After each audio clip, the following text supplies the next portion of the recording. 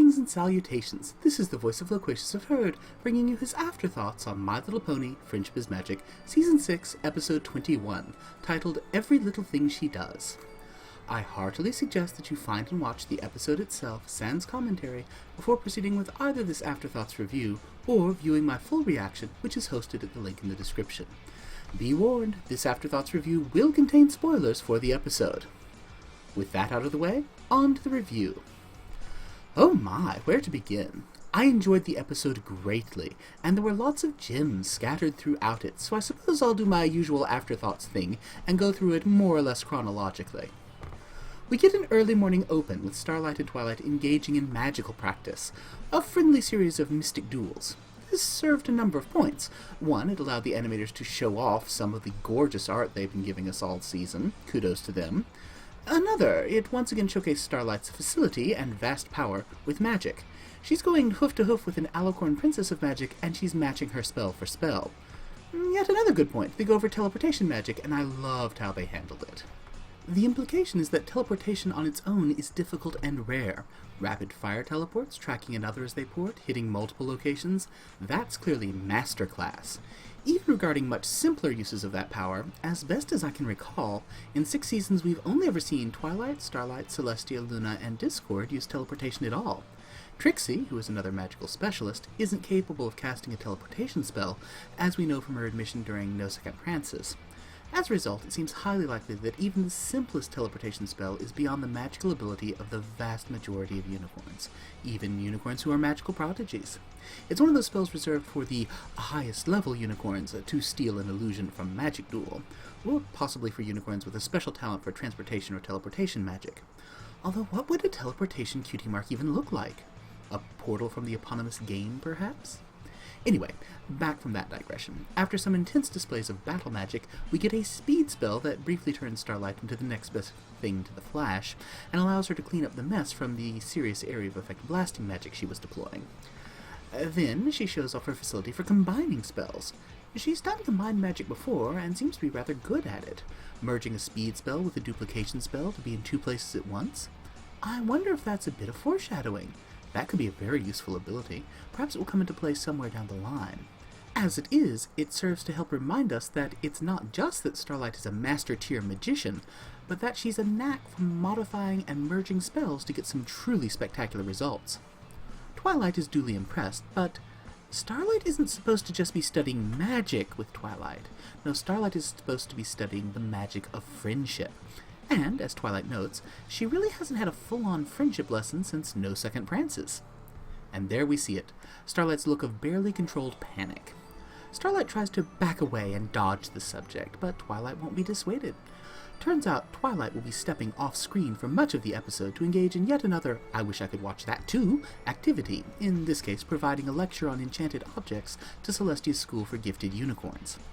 Sassy Spike is sassy, and Starlight winds up tasked with completing one of her much-delayed, much-avoided, and clearly much-dreaded friendship lessons before Twilight gets back. Thus, we get Starlight's Lesson 0. I feel there are strong and good parallels between Every Little Thing She Does and Lesson 0. In both, we have a powerful magical student tasked with learning about friendship.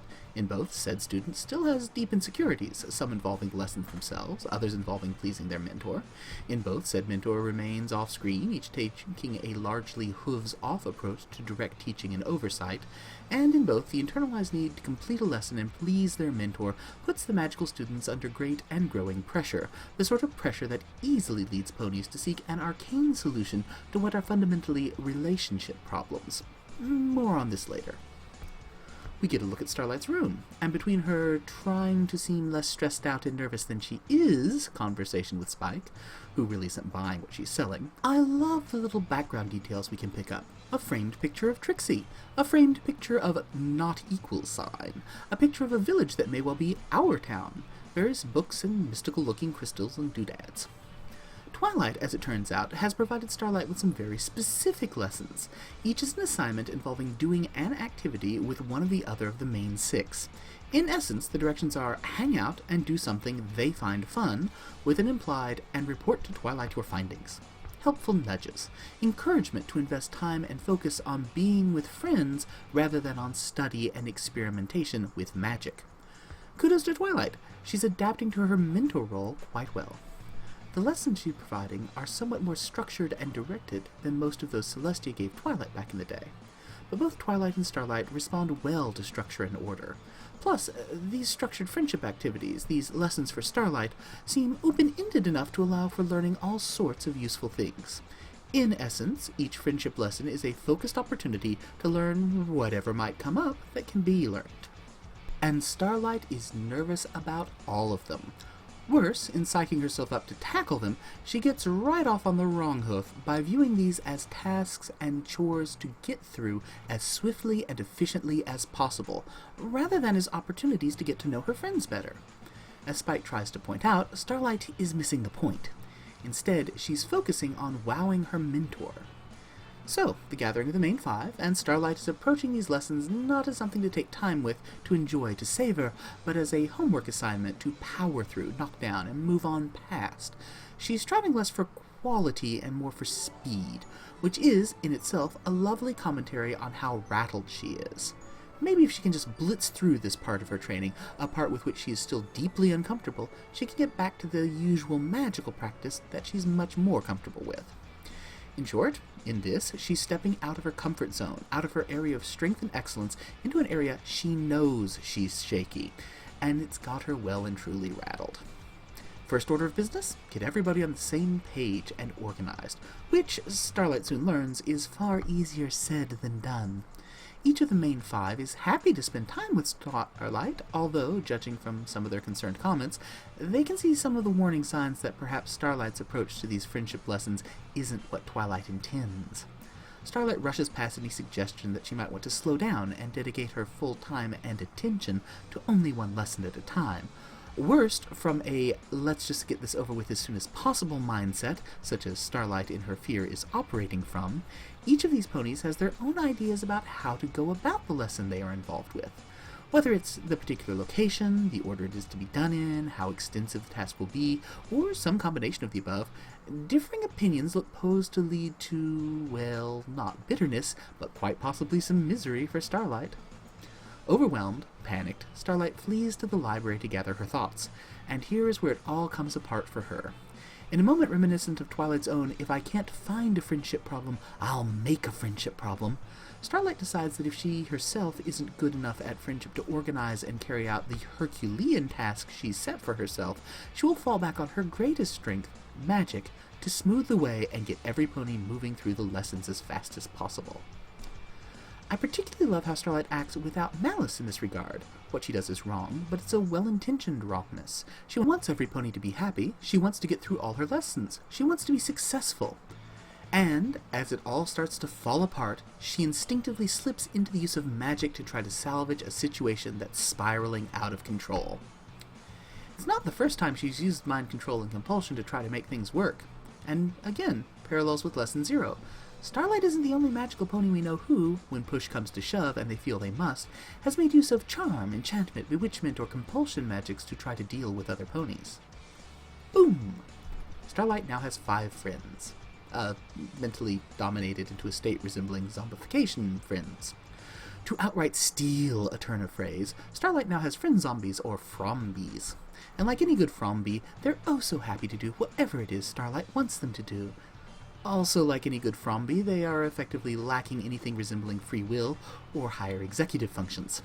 They gladly do what they're told, and only what they're told, as best as they can interpret their instructions, and that as best as turns out to be really literal and thus really poorly.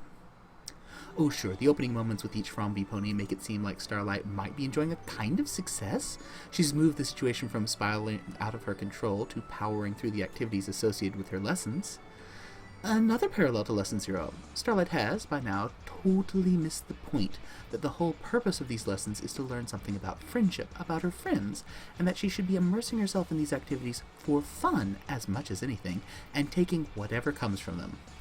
Twilight's own freakout about not getting a friendship report to Celestia on a set schedule, and on a set schedule which Twilight seems to have assumed existed when, from Celestia's viewpoint, the whole once-a-week thing was a loose guideline at most.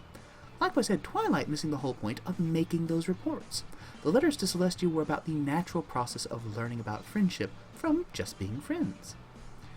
Alas, as with Twilight's own solution to a similar problem, the seeming initial success unravels quickly. Things go from bad to worse, and from worse to disastrous. I just want to take a moment to offer kudos to the voice actresses.